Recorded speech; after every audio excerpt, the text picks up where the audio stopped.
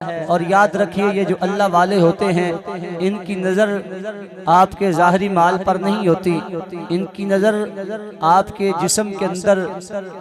وہ حصہ جو جسم میں سب سے قیمتی ہے، جو جان کا سب سے قیمتی حصہ ہے، یعنی جس کو دل کہتے ہیں، اور جس دل کے بدلنے سے انسان کی کیفیتیں بدل جاتی ہیں، جس دل کی کیفیت سے انسان کا ظاہر اور باطن پاک ہو جاتا ہے، ان کاملین کی نگاہ تمہارے دلوں پر ہوتی ہے، اور تمہارے دل کی تزکیہ نفس، تصفیہ قلب اور تجلیہ روح اور معرفت باری تعالی کا یہ اولیاء کاملین سبب بنتے ہیں، اور ان بارگاہوں کے فیض سے انسان کو اللہ رب الجلال ترقیاں، عروج اور کمال عطا فرماتا ہے۔ یہ وہ عظیم ہستیاں ہیں جنہوں نے پوری دنیا کے اندر اپنی ذات کو کبھی نہیں دیکھا، اپنے ظاہری اسباب کو کبھی نہیں دیکھا، اپنی ذاتی خواہشات کو کبھی نہیں دیکھا،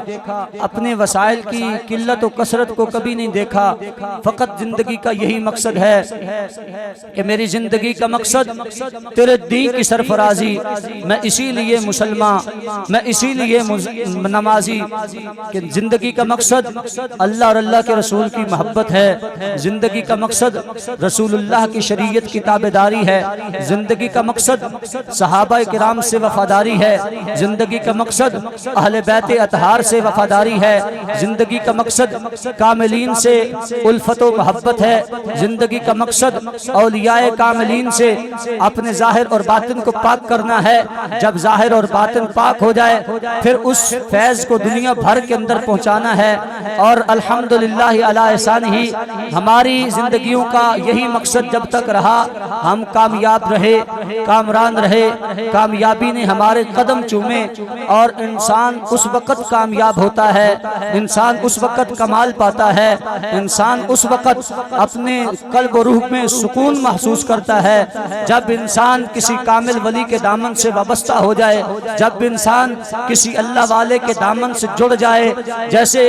حضور سخی سلطان العارفین، برہان الواصلین، قدوۃ السالکین، مطاف المقربین، میزان العاشقین، محور الموجودین،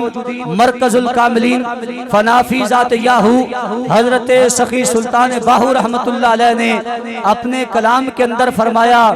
مرشد وسے سو کنواں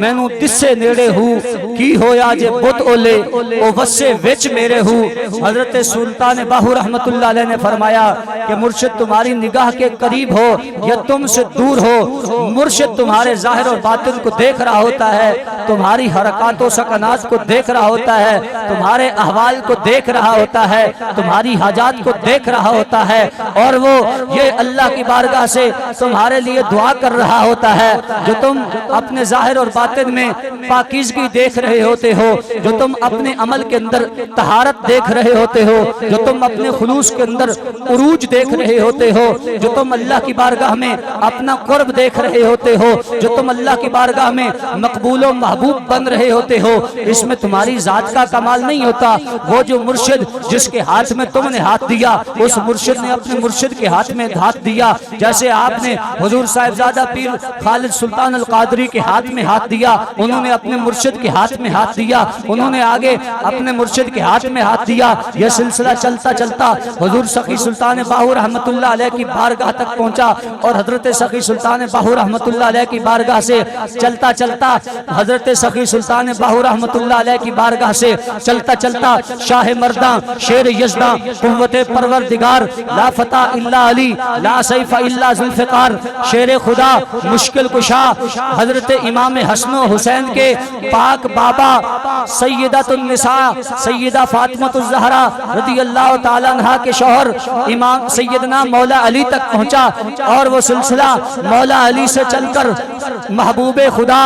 شفیع مجرماں، غم گسار جہاں، محبوب خدا، سرور کائنات، فخر موجودات، دانائے سبل، ختم الرسل، آقا و مولا کل، ملجا و مأوا کل، نور و حضور کل، انوار و نکھار کل، سردار و سالار کل، شفیع مجرماں، محبوب خدا حضرت محمد مصطفیٰ صلی اللہ تعالی علیہ وسلم تک پہنچا، اور یہ سلسلہ محبوب خدا کے मुबारक दामन से वाबस्ता होकर बारगाह खुदा तक पहुंचा। और जब आप और हम हमारा ये ताल्लुक अल्लाह की बारगाह से मकबूल हो जाता है, जब हमारा ताल्लुक अल्लाह की बारगाह से जुड़ जाता है, जब हमारा रिश्ता अल्लाह की बारगाह से जुड़ जाता है, हमारा ज़ाहिर और बातिन जब हमारी एक हो जाता है, जब कामिलीन की निगाह से हमारे दिलों को सुकून पहुंचता है, तो उसमें असल किरदार हमारे मुर्शिद का हुआ करता है। उसमें असल फैज हमारे मुर्शिद की निगाह का होता है, उसमें असल कमाल हमारे मुर्शिद की निगाह का होता है, उसमें जो उरूज मिल रहा है वो मुर्शिद की निगाह का सदका है, उसमें जो बुलंदी मिल रही है वो मुर्शिद की निगाह का सदका है, उसमें जो कमाल मिल रहा है वो मुर्शिद की निगाह का सदका है। क्योंकि मुर्शिद आपके जाहिर को नहीं बल्कि आपके बातिन को देख रहा होता है। इसीलिए कहते हैं जब किसी आलिम की मजलिस में जाओ तो अपनी जुबान को संभाल के जाओ, कहीं तुम्हारी जुबान से कोई ऐसा जुमला निकले जिस पर तुम्हारी गिरफ्त हो, तुम फतवे की गिरफ्त में आ जाओ। और जब किसी अल्लाह वाले की बारगाह में जाओ, जब किसी कामिल की बारगाह में जाओ, जब किसी अल्लाह के मकबूल की बारगाह में जाओ, जब किसी अल्लाह के महबूब की बारगाह में जाओ, फिर अपने जाहिर को नहीं बल्कि अपने बातिन को संभाल के जाओ, अपने दिल को संभाल के जाओ। क्योंकि तुम्हारे मुर्शिद की निगाह तुम्हारे दिल के ऊपर होती है। मुर्शिद तुम्हारे दिल को देखकर दिल को पाक कर देता है, मुर्शिद तुम्हारे जाहिर और बातिन को पाक कर देता है।